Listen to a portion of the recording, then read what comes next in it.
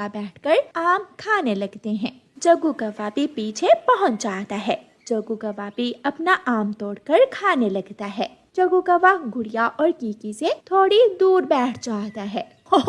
मैं आ गया, रोक सकते हो तो रोक लो। लेकिन गुड़िया और कीकी चुप रहते हैं। वो सब आम खा रहे थे कि आसमान पर बादल छा जाते हैं और तेज बारिश शुरू हो जाती है। कीकी भाई, अब हम क्या करें? वो सामने किसी का घर है, हम वहाँ जाकर थोड़ी देर आश्रय ले लेते हैं। गुड़िया और कीकी उस घर के दरवाजे पर जाकर दस्तक देती हैं, लेकिन कई बार दस्तक देने के बाद भी कोई दरवाजा नहीं खोलता।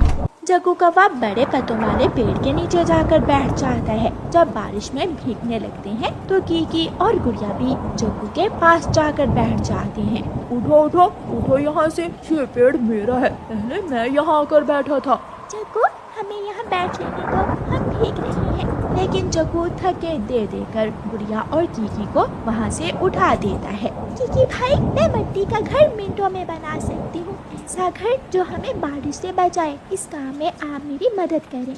फिर गुड़िया और कीकी खुली जगह पर जाकर मिट्टी नरम करते हैं और गुड़िया थोड़ी ही देर में अपने लिए एक सुरक्षित मिट्टी का घर बना लेती है।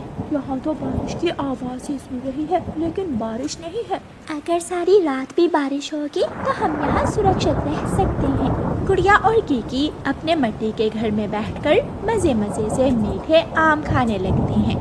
बादल और भी गहरे हो जाते हैं और जंगल में रोशनी कम पड़ने लगती है। हवा तेज हो जाती है और तेज हवा से पत्तों से पानी गिरने लगता है। जग्गू कौवा भीगने लगता है।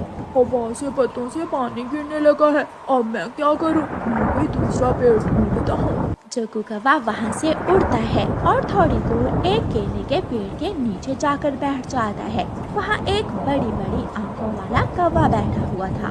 कौन हो तुम? मैं दूसरे जंगल से आया हूँ, मुझे यहाँ बैठ लेने दे।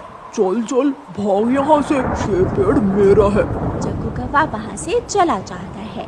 जग्गू कौवे का कोई भी उस जंगल में जानने वाला नहीं था। जग्गू कौवा एक घर के दरवाजे पर जाकर दस्तक देता है। उस घर में एक बुलबुल रहती थी। बुलबुल दरवाजा खोलती है।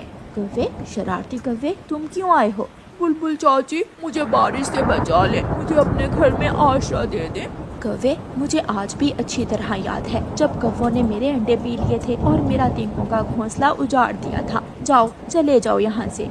ऐसे कहते हुए बुलबुल अपने घर का दरवाजा बंद कर लेती है। जग्गू जा रहा था कि उसे एक मिट्टी का घर नजर आता है। जग्गू वहाँ जाता है। कौन है? इस